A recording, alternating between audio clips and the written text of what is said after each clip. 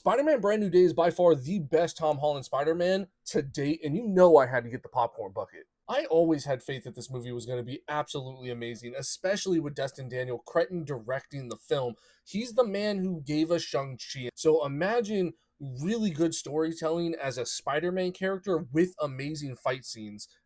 I mean, there's a formula for success there, and it worked. The number one best thing I can say about this movie is that it feels like a grounded Spider-Man movie, which we have not seen in years. The last three Tom Holland Spider-Man films were good in their own right, but this one is just different. It's based in New York. It's all about Spider-Man, and he's a solo superhero in this movie. Yes, there's people that come in and out, but it feels like a comic book when that happens, not like a cameo fest or a sideshow to a Spider-Man movie. Like, as many of you guys may know, Punisher is in my top three favorite superheroes. I just really love the character himself. And so knowing that he was a primary character in this movie, I was beyond hyped, but I wasn't entirely sure how they were going to portray that, knowing that this was a Spider-Man film. And was Punisher going to barely be in it, kind of like how Lobo was barely in Supergirl and he just kind of felt like a cameo fest? Every moment that the Punisher showed up felt justified, it felt warranted, it felt earned, and it actually drove the story forward for Spider-Man. It was just written really well. This film primarily focuses on the emotional state of Spider-Man slash Peter Parker,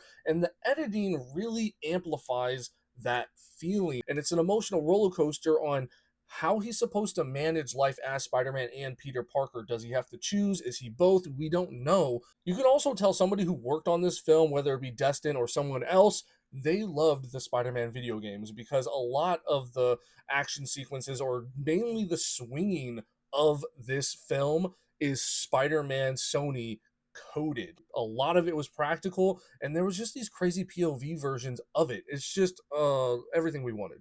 Now, I will agree there's a few moments in this film where it is a 2.5 hour movie, and you kind of feel it through some areas because the pacing isn't exactly fleshed out the way you'd like to see it. But there's moments like this one up here that I think were paced very well. They were acted extremely well. The emotional cues really hit. This movie made $72 million on opening preview night. And to put that in perspective, The Odyssey made $17.5 million.